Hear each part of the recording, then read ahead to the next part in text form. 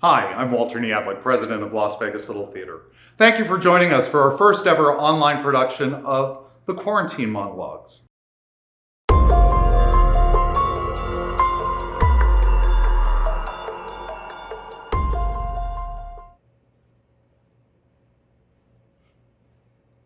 More than a lover of cats, I am obsessed with them.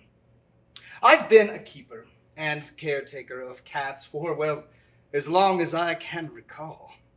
I study them, their behavior. You could call me an amateur catologist.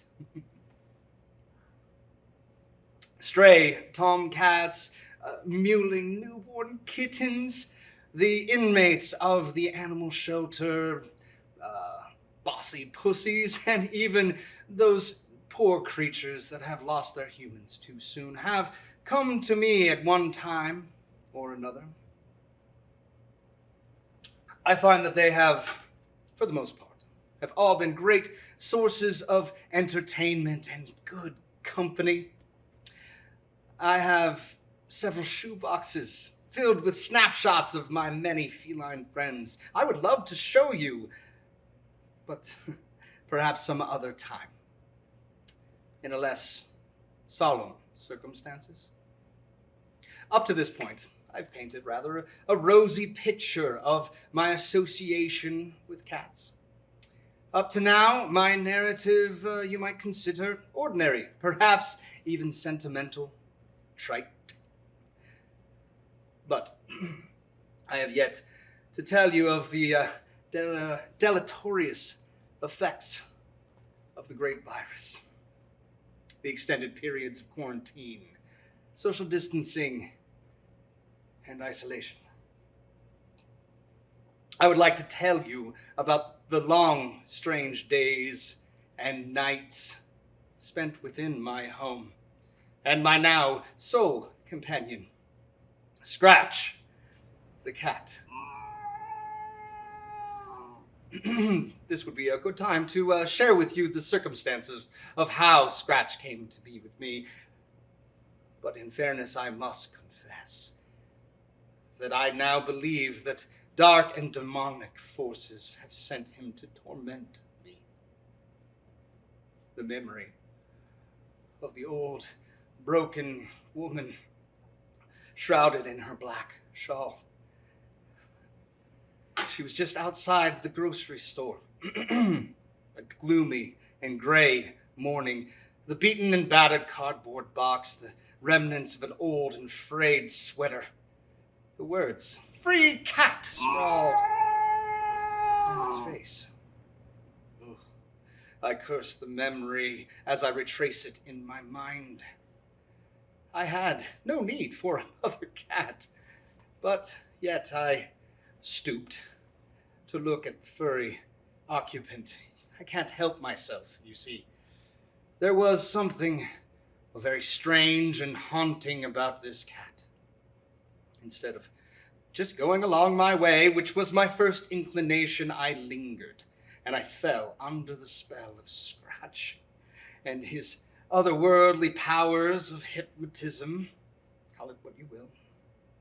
This creature was not cute, as many cats can be described, but there was something. And so is the story of the beginning of my demise.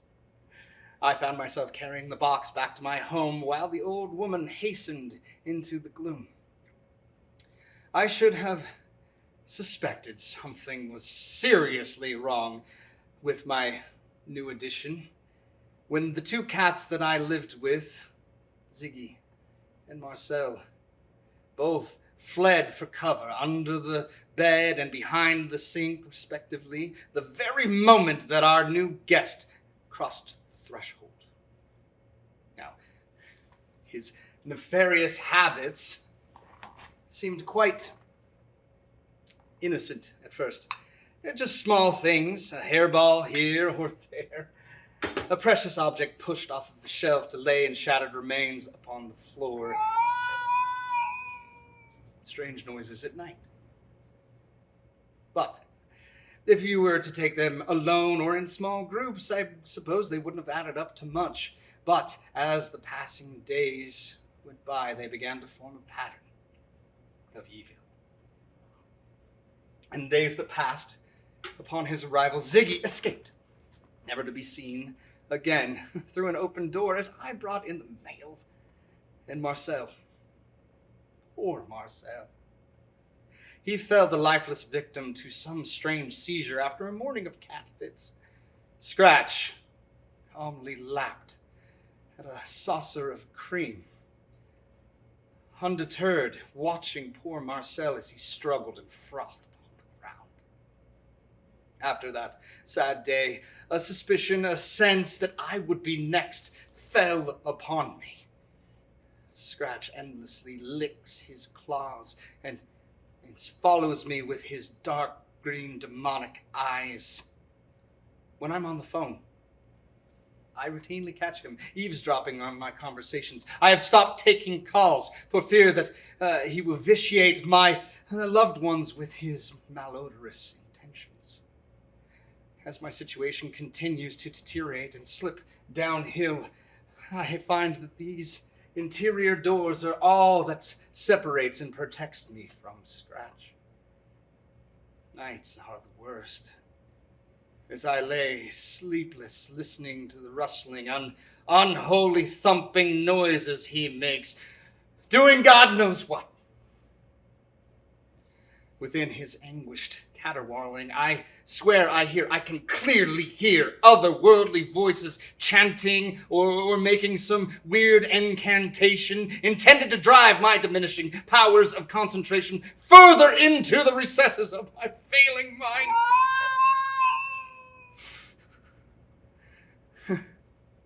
The strain on me is starting to show, and I confess that my drinking problem worsens daily. Well, my attempts to study Scratch, as I have many other cats, have been fruitless.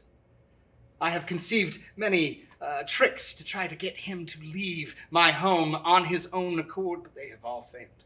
I had left tins of cat food just beyond the front door. He investigated, he sniffed my offering, but would never cross the threshold. I have abandoned any hope of forcibly removing him from my home after the single attempt. I shall bear the scars of that unfortunate encounter. Now, Scratch has no suspicion that I am reporting all of this to you today. And I shudder to think about what he might do if he made such a discovery. Now, this is my desperate appeal to you or to anybody you may know that has any idea or theory about what I can do, for everything that I have tried and everything that I can think of has failed. I feel that it's just a matter of time before I fall prey to Scratch's dark intentions. Now, please, by all means, if you are interested in adopting this cat for free, you may do so. Please help me. I don't like the way that Scratch has been looking at me.